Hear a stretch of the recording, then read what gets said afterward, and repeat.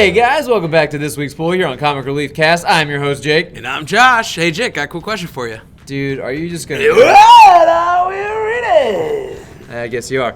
Alright guys, you have clicked on the DC portion of this week, but we're also going to mix in a couple, indie titles with it. But what we're going over today is Lucifer, number 2, Aquaman, number 42, Middlewest, number 1, Justice League, number 12, Cover, number 3, Batman 59, Teen Titans 24, and Justice League Dark number 5. And with that, getting right into it, Lucifer number 2 from Dan Waters and Sebastian Fuimara, Max Fuimara, Dave McCaig, might as well just list them all off. Yeah. This is following the Sandman universe, issue 2 of the Lucifer spin-off series, which there are 4 different spin-off series. And this one is an interesting idea or take. It's kind of hitting on all the different versions of quote-unquote the devil or Lucifer or Satan that we've kind of seen throughout.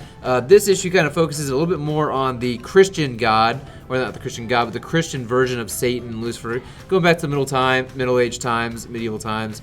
You've got like the 3 Sisters of Fate, which kind of throws in the Greek mythology a little bit. It's all kind of a weird hodgepodge of just different, religions and non-secularism kind of thrown in, and we're also following this character named Lucifer who isn't really Lucifer. I don't know. Yeah, it's I feel like I needed to go back and read some Lucifer because I've never read any Lucifer, and the first issue I felt like was kind of like a good, if you've never read Lucifer's, good jumping in point, but jumping on point. But this one I got a little confused. I got a little thrown off my rocker.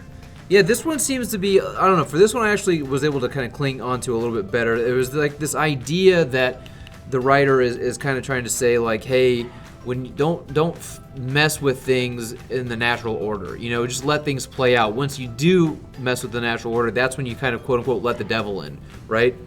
And it's also following not only Lucifer, not only these other stories, but there's also this character who lost his wife, and I don't know yet how his whole thing plays into it, but apparently his wife had some secrets in her family, and we're kind of trying to learn those, but I'm not really sure how his whole story plays into it. But the idea of Lucifer kind of throughout the times and fate kind of intertwined into all of that is prevalent in this story, and like I said, kind of this just let the natural order of things play out, because when you interfere, that's when things go wrong. That seems to be a little bit more of a prevalent message. That's kind of what I took away from it, but it is a little confusing. Yeah, I mean, it wasn't a bad read. I wasn't like super confused. It's just, I was a little thrown off. That's about it. Yeah, I liked it, but again, it's probably one of those things where, as you like to say, read it in one lump sum. You might get a better idea of the story. I think this is a series that, if you're just purely reading, you're not a huge Sandman universe fan, you're not really, that plugged into that world, this is something you might want to wait for in trade, and you might be able to read all of that back to back, and you might get a really good idea of what the story is as a whole. Yeah, I agree. Out of all the Sandman universe stuff, I'd probably say the Dreaming and this would be tied as one of my favorites. I did enjoy Books of Magic, but that's probably the easiest one to follow. That's the easiest one to follow. Yeah. All right, and with that, for this episode, we are going to be unveiling this rating system. And for Lucifer issue 2, I'm going to go ahead and give it 3.1 Swampies.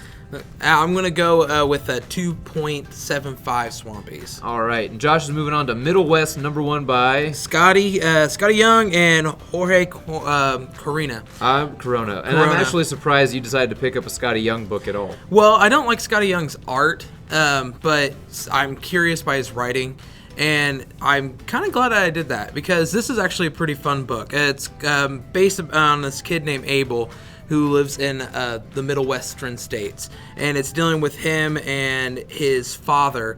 He does a paper route, and he has a friend that he is a talking fox, but it seems like it's more of like a figment of his imagination, and it's just tackling him with a very dysfunctional father. His mom went away, and there's a secret that's going on with that they haven't revealed. That is following like his, I don't know how you would say it, but it's just like there's a secret that's going on with his family, and it's kind of makes it add a little magical fantasy kind of twist to it. But the most of this book is just dealing with this kid and his father, who just pretty much hates him. it's a pretty dark book. For when you think Scotty Young, you normally think little like baby I Hate Deadpools Fairyland and I Hate Fairyland and these goofy things. And this is kind of like a darker book. It's just really dealing with this kid who is depressed, who's dealing with, you know, his dad who is yelling at him over, you know, being late for his paper route and kind of an calling him abusive a father. waste. Yeah, it's kind of abusive father, and it gets really intense because at first you start reading it and you're just like, is this all just going to be something about, you know, a kid trying to relate to this kid who's having problems with his dysfunctional father, and it gets really kind of off the rails. I'm kind of interested in seeing what happens with the second issue. All right, well, what would you rate it? I'm going to give it 3.2 Swampies. Is this something you would have listeners seek out and find? Is something you would recommend to them? I'd recommend this to a lot of collectors out there. I don't think it's going to be a high dollar book. I do think there is going to be some hype, a little hype on it. I think this is going to be mostly for readers who are into indie titles and who like stuff that deals with like fantasy what would you premise. compare it to? Like, is there any other series you can compare it to? Say, hey, if you like this, you might like that. I would probably say no. I can't think of anything, but like I would probably say maybe I don't know. I don't want to say Saga. I keep wanting to say Saga, but it's not Saga. But it's kind of like it's Saga in a sense because you're dealing with problems that everybody it deals with problems that everybody has, but it takes you into a more fantastical world, but still dealing with these like other problems. Okay. All right. Moving on to Aquaman number 42. This is a Drowned Earth tie-in. It's not the most essential Drowned Earth tie-in, if you ask me, though. Maybe. No, I honestly wouldn't say it's an essential Drowned Earth tie-in. But I will say it does kind of be seen. It is laying the groundwork for Kelly Sue DeConnick's eventual takeover of this, I think, on the next issue.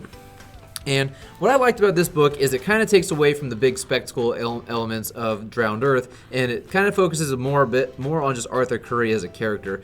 So he's, you know, if you've been reading Drowned Earth, in the last issue of Drowned Earth, he gets stabbed by Poseidon by the trident through his torso, and he's having this kind of weird fever dream where he's remembering his father, and he's like in the the sea of the dead, and he's with his father. He's saying, I don't want to grow up, I don't want to do this and that. And it's honestly, and I know this is going to sound a little goofy, but as somebody who is kind of somewhat recently kind of taken on this role model position in a young boy's life, you know, this really resonated with me. Jake, I'm not that young. Oh yeah, and this really resonated with me, and I really liked it. I couldn't help but kind of put myself in the position of Arthur's father a little bit, and kind of just want to root young Arthur along. So I thought it was a pretty good little issue, but I wouldn't say it's something that it's not an essential read or an essential tie-in to Drowned Earth, and I don't also think it's something that you need to have read to read if you're just continuing the Aquaman story. It's something that feels very standalone on its own.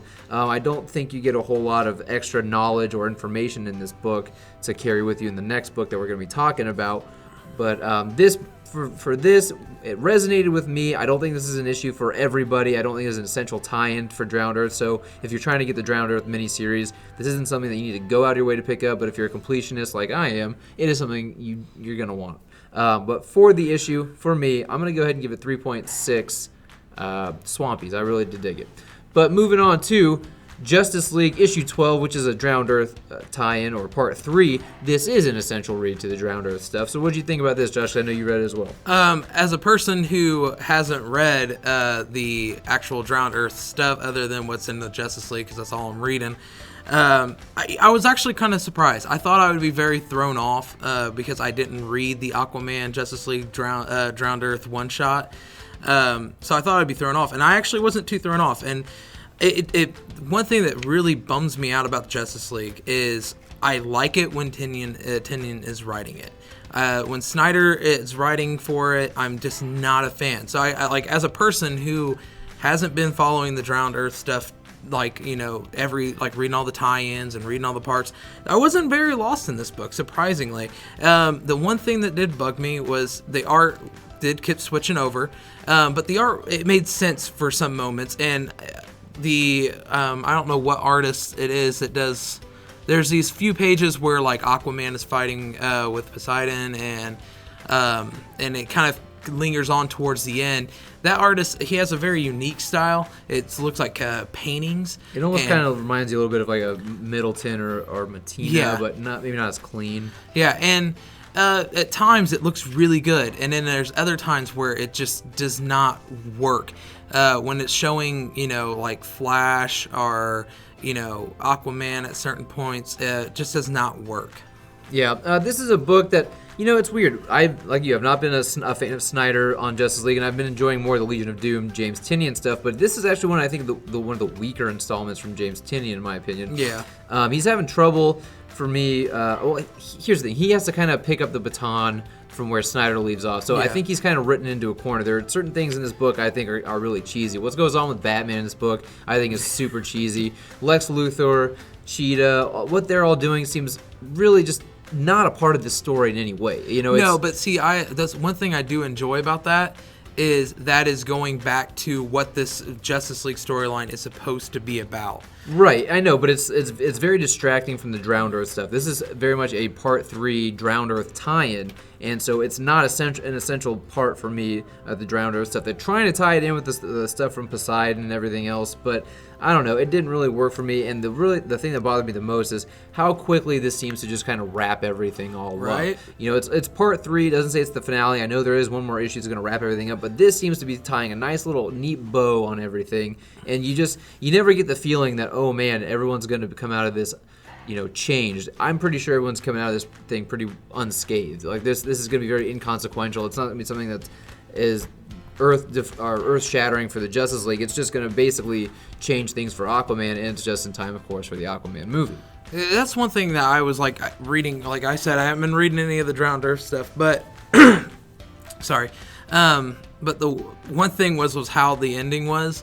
The ending of this book was it seemed like it was supposed to be the ending of the Drowned Earth thing. It does, yeah. But if it was, then it's very anticlimactic. And it just kind of ends on a very cheesy, kind of stupid note. Too easy. It was just too easy, in my opinion. So with that, I'm going to go ahead and give Justice League number 12 a 2.6 Swampies. I'm at 2.5 Swampies. All right, so not too far off.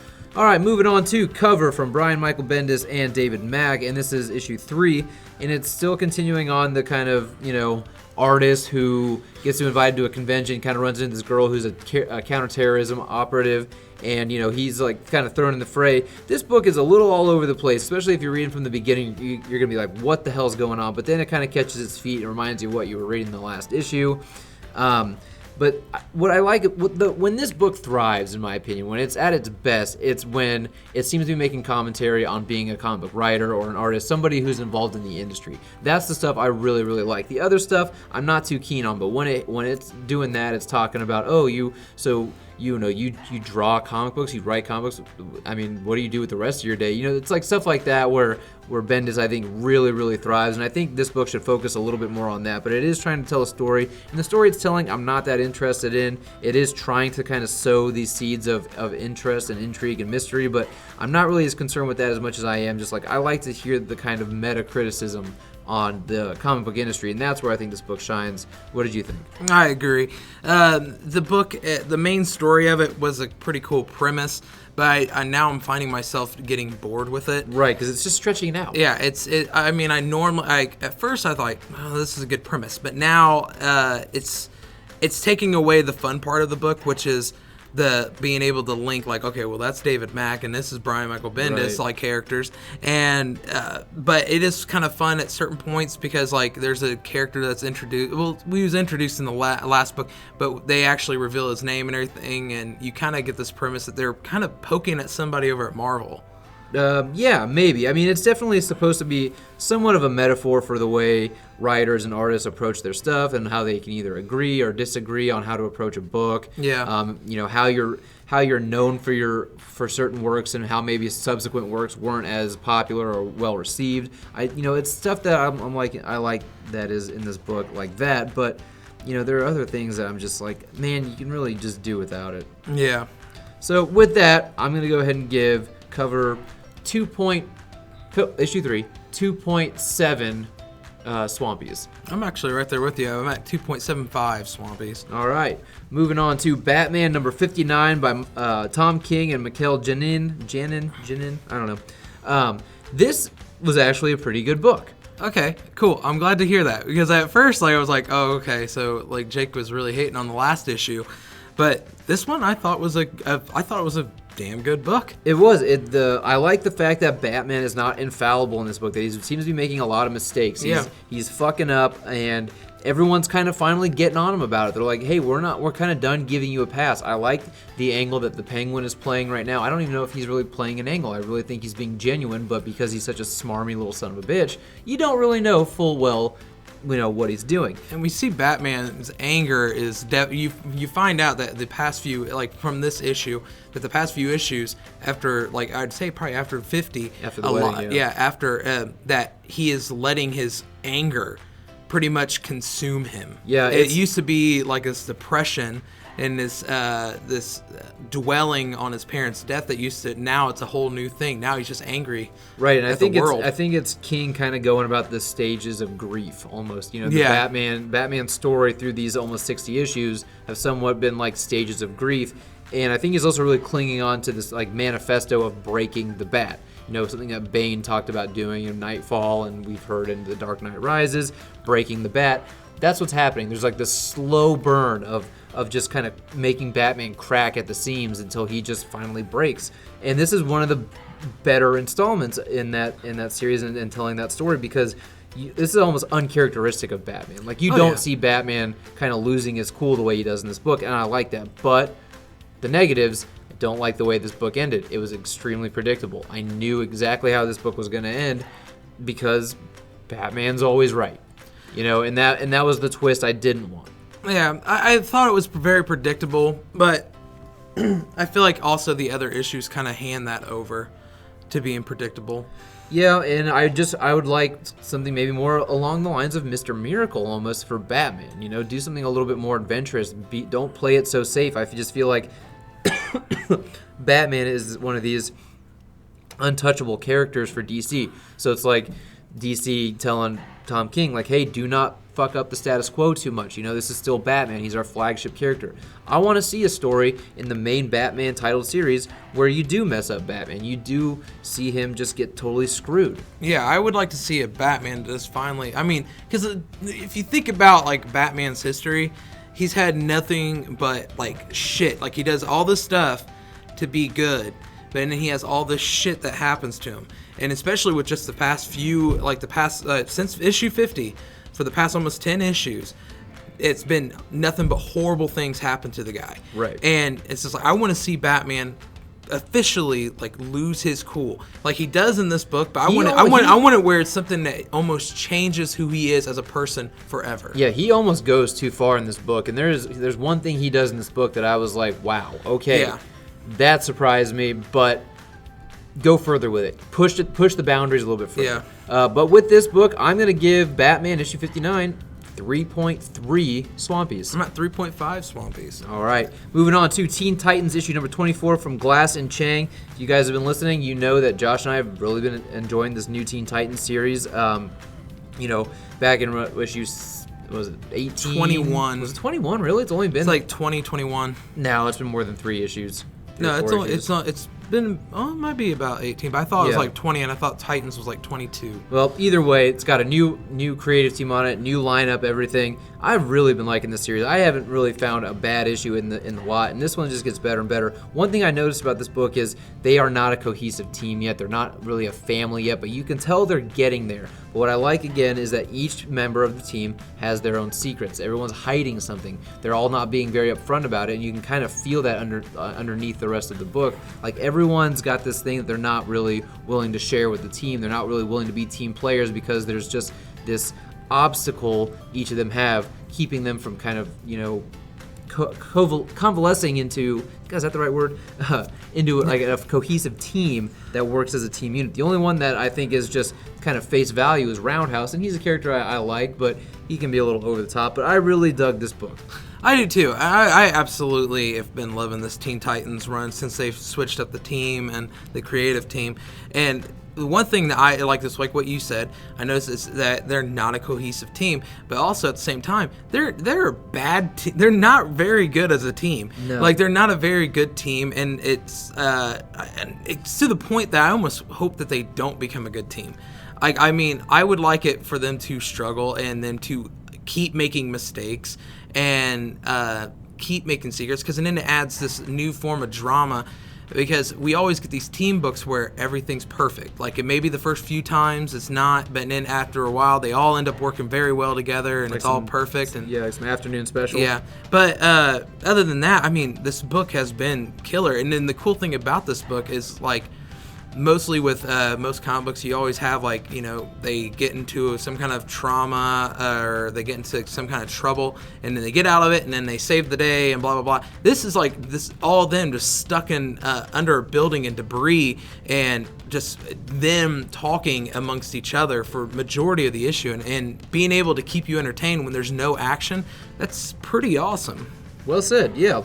Absolutely, and I'm actually excited for the next issue, which is going to be the origin of Crush. And an issue I would tell some, collectors out there to kind of keep your eye out for, because the origin of Crush, she is a brand new character. She got her first appearance in the first, the Teen one Titans special. The one special, yeah. So you're going to be getting the origin of her in the next issue. Something I'd be on the lookout for. But for this issue, I think I'm going to grade this one 3.5 Swampies. I'm actually going to be a little bit higher than you, and I'm going to surprise you. This was actually my favorite read this week, and I'm giving it 4 Swampies. All right, moving on to our last issue of the episode, Justice League Dark #5 from James Tynion, and the artist is Sampere. This is an interesting book. So we just got done with The Witching Hour, and I was kind of curious, where does Justice League Dark go after The Witching Hour? What story are they going to tell? And they kind of started off with this flashback of how Bobo got the bar, how he got the sword and everything. And it's almost like James Tynion is trying his best imitation a little bit at Tom King's Mr. Miracle, because he has this phrase that is our secret code phrase of the week, which is, and the chimpanzee drinks. Get that. Give us that code, 20% off any book in the store, not on your pull list. But that kind of becomes a prevalent thing, and you've realized. And Bobo is kind of the main focus of this book. And what happens is they go back to Myra, which Bobo's kind of got the secret about, and these characters who he met earlier on. They reemerged later on in this book in a completely different position than we saw them in earlier. And one of the things I'm very happy this book decided to do was pick up some of the loose threads from the Witching Hour stuff with Dr. Fate. Dr. Fate comes back in this book, and I'm glad, because I was like, that was something that was never really tied up during the Witching Hour stuff. But again, James Tynion he's at the top of his game with this stuff. Like, you read his Justice League, and then you read this, and you go, this almost is like a completely different writer. He is very at home in this world he's set up here, and he's just splashing around in the bubble bath with it, man. He's having a good time, and I'm really liking what he's doing here. Yeah, I agree. This there was very Tom King-esque ways about his writing, the way he repeats himself in certain manners and to describing a certain situation. But I feel like it works for this, and it gives a really good Bobo story. But I was I'm not gonna lie, I was a little worried about what was gonna happen after Witching Hour. This book has been great so far, and with Witching Hour being over, I'm like, okay, so now where do we go? And I feel like this is a good installment. I feel like this is still going good. I feel like it's still strong, and the story is very good. The aspects of all the characters are still working together. I'm fine with Wonder Woman still being on this team. It's a great book. Yeah, and I'm loving some of the imagery too. Daniel Sampere, however you pronounce his name, he's doing great work in this book. I have a question for you though, because the last issue was probably kind of the wrap up of that first arc with the Witching Hour stuff. Would you say this is a good jumping on point for any new readers? I think so. I think it wouldn't be that bad, because they do reference the Witching Hour and stuff, but they also reference Drowned Earth as well.